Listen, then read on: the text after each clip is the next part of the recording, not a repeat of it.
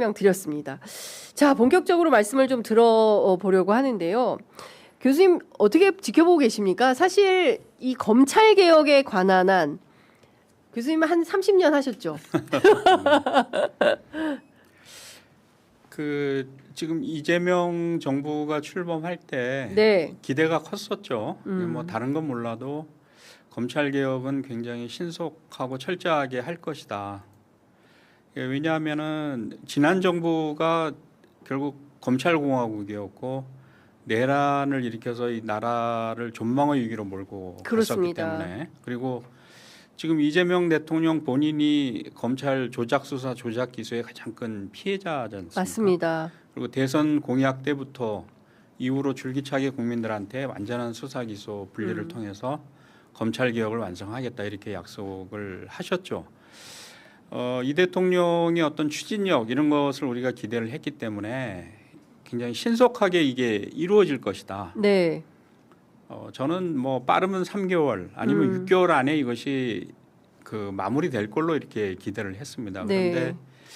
1년이 넘게 이렇게 이 문제가 매듭이 지어지지 않고 질질 끌고 있고, 또 중간에 뭔가 검찰이 다시 되살아나는 듯한 이런 위기 국면도 있었고, 근데 이제 그 검찰의 직접 수사권인 보안 수사권을 없애고 마침표를 찍어야 될 단계에 와서 다시 또 여당 내에서 이런 반대 목소리가 나오고, 그래서 굉장히 저는 좀 답답합니다.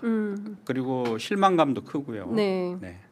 답답하시고 또 실망감도 크시고, 그것은 저희 취재 편의점 애청자분들도 네. 마찬가지이신 것 같습니다. 그러실 걸로 생각합니다. 예, 전반적으로 많은 국민들께서 사실상 그 조직법에 해당하는 정부조직법 개정을 통해서 중수청과 공소청을 이제 지난 1월에 정리를 하고, 그리고 그 지방선거 끝나면, 원래는 지방선거 전에 한다고 그랬었는데 하여튼 다시 또 해서 어쨌든 이제 절차법에 해당하는 형사소송법 개정안을 통해서 어쨌든 수사권 문제를 확실하게 정리한다.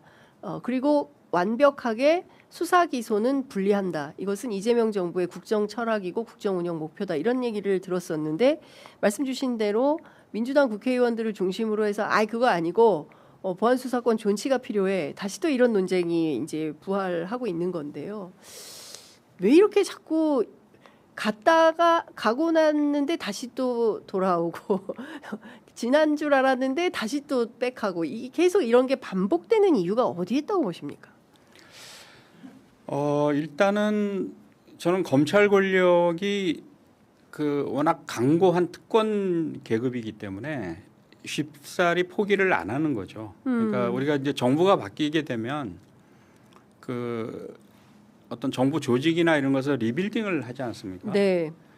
그리고 일반 공무원들 같은 경우에는 리더가 뭐 어느 부처를 없앤다, 통폐합을 한다, 나눈다 이렇게 하면 큰 문제 없이 그걸 따라갑니다. 네. 이게 국정 철학이고 또 국민들에 대한 약속이고 그렇게 하기 때문에.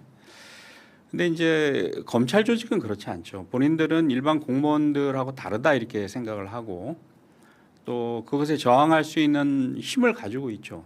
아직도 수사권, 뭐 기소권, 영장 청구권 다 가지고 있기 때문에, 그래서 역대로 보면 검찰 조직은 자신들의 특권을 인정해주고 유지해주면 정권하고 잘 지냅니다. 그렇지만 자신들의 어떤 권한을 축소시킨다든가 권익을 침해한다 이러면 뭐 대통령이고 정권이고 상관없이 들이받습니다. 네. 그러니까 지금 정부에서 이제 어쨌거나 검찰청은 없어지는 것으로 지금 예정이 돼 있고요. 그렇습니다. 또 공소청 검사에게서 이제 그 기소권과 영장 청구권만 남기고 수사권을 완전히 떼내겠다 이렇게 하니까, 뭐 어떻게 보면 이제 조직의 사활을 건 최후의 그 저항을 하고 있다. 네. 이런 단계다 저는 판단을 하고요. 검사들이 동원 가능한 모든 그 루트를 다 지금 들어가서 동원하고 있다고 저는 네. 생각을 합니다. 예. 그러니까 정치인들도 접촉을 뭐 저는 많이 하고 있다고 얘기를 듣고 있고요. 네. 또 우리나라 대부분 언론사가 친검 성향이 강하죠. 네. 그러다가 보니까 이제 검찰의 논리를 대변하는 기사를 뭐 홍수 쏟아내듯이 네. 이렇게 지금 쏟아내고 있고, 그래서 마지막으로 지금 저항을 하는 이런 단계가 아닌가. 최후의 저항. 예. 그래서 그런 상황에서 민주당 일부 의원들이 저는 뭐 어떤 소신 철학이라기보다는 부안해동하고 있다 이렇게 민주당 의원들이 그렇게 생각을 합니다. 그러니까 검찰의 꾀임에 부안해동하고 있다. 이렇게 뭐 봐야 될까요? 꾀임이 있을 수도 있고 네. 과거에 검찰이 잘하던 짓들을 보면 결국 캐비넷에 들어있는 파일 정보를 깐다는 거 아닙니까? 네. 그 정치인들 같으면 뭐 여러 가지 또 그 드러나지 않은 허물이나 약점이나 이런 게 있을 수 있는데 네.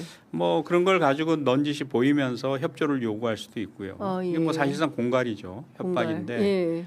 뭐 여러 가지 형태로 저는 검찰이 광범위하게 지금 움직이고 있는 것이 아닌가 이런 네. 생각이 들고 또 하나는 이제 많은 국민들이 그 점에 대해서 좀 의문점을 갖고 있기도 하죠.